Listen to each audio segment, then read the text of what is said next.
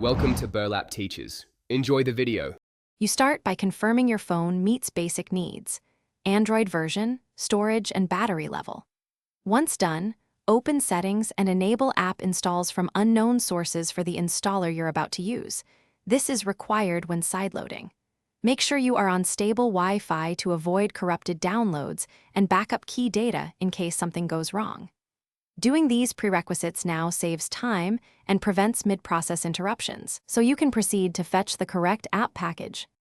You now fetch the right APKs: Google Play Services, the Play Store, and any missing Google Services framework.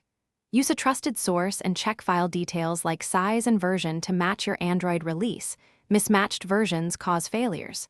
Install in sequence: services first, then store and grant permissions when prompted. Once each package installs, reboot the phone to let the system integrate changes. Make sure to monitor permission prompts so background services can run. This prevents crashes. You finish by opening the Play Store and signing into your Google account.